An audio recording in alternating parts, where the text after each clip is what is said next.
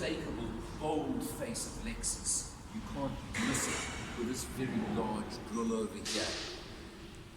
Very neat lines, features to it. Aggressive, the low air dam at the front. Coming round to 20-inch mag wheels. Certainly fill the arches and look good. You see the little F Sport badge over here, which tells you this does have a little bit of extra body kit to it, a little bit of extra aggression to the looks and to the face of it.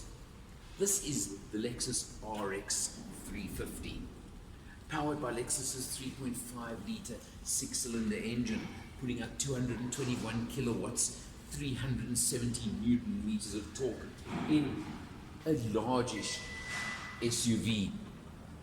And you can see right now the size as the boot pops open automatically. Interesting over here, you have a look, and I was trying to work out why there's this bump, can I call it, in the luggage area. And then you lift up over here and you'll see, for a change, a full-size spare wheel, which probably is not standard in many markets, and that could be the reason for the raised floor on the boot area. Approximately 350 litres of boot space in this format, which is a good size for a 5-seater SUV. You've got buttons over here if you want to drop rear seats, so you can drop them from there as well if you want from the boot, but it's something you can do obviously at your own discretion. The rear is split 60-40 as well for dropping if you do want to load. Press button and there you go, the rear drops down. You can see the diffuser effect down at the bottom over here, and two nice large exhausts over there as well. It's pretty aggressive looking. I like the looks of the rear lights over here, these sharp angles with LEDs below, etc. Let's check out inside right now. One feature of Lexus and a lot of their models is the A-pillar is very steep over here. It's a design feature, of course, helps aerodynamics, but you can see that luckily this vehicle's got what they call comfort seating. For example, when I put the seatbelt on right now, without starting the engine, you'll see that brings the seat forward and the steering wheel down. Otherwise, it would really be quite awkward getting in with this angled A-pillar. Looking at the instrument panel, as always, we start off, you can see we've done a lower mileage maybe on this test of 315 kilometers, averaging a rather high 12.7 liters per 100, but I have to stress it's been pretty much only commuting duty, traffic duty, very little open road, so that's really, I would guess, a worst you're going to get on this vehicle. Press the button over here, you can see you can scroll through various functions on the instrumentation.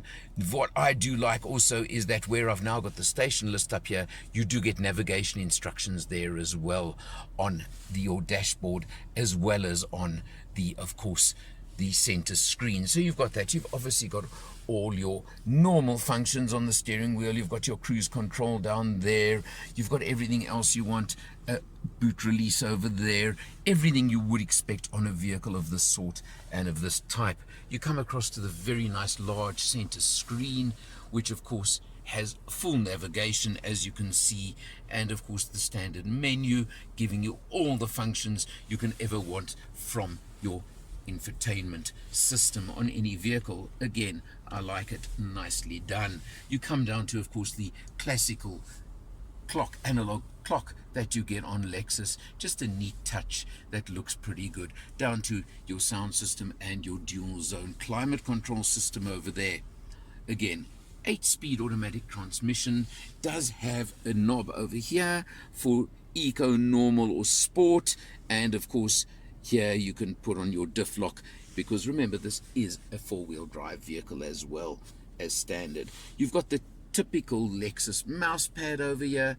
Still a little bit awkward in operation, but maybe I'm getting a bit more used to it as time goes by. You look around now, you can see there's quite a lot of space in the back seat. It's pretty spacious over there. Good room for a family. Standard sunroof on this model.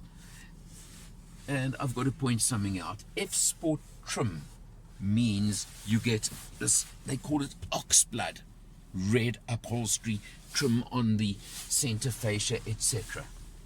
It's a matter of personal taste. It seems to be, I haven't asked, but I've got a feeling it's a standard on F Sport.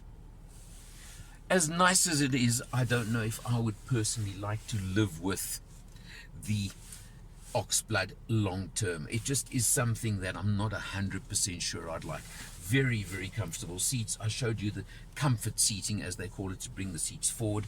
There's even heating and cooling on the front seats. So you've got all of these sort of functions. You've got a nice center console over here with a couple of USBs inside it for charging, etc. It's certainly got all the features you want, all the luxuries you want, and it is an extremely smooth engine. The power delivery is exceptional. That 221 kilowatts from the 3.5 litre V6 engine. It's got all those features that you would expect from an upmarket, medium to large family SUV. It is competitive in that sense. It certainly gives all those sort of features you want, and every day.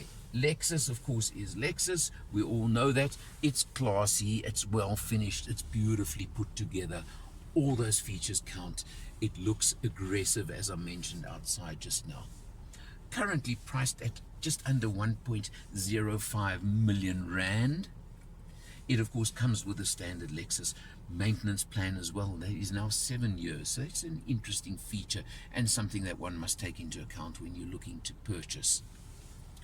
There are competitors, of course, from Mercedes, from BMW, from the VW Touareg. I'm going to leave out somebody, I'm quite sure, as I'm going through a list here, but I think you get the picture that I'm giving you. Obviously, Jaguar comes into it, Land Rover comes into it. They all come into it.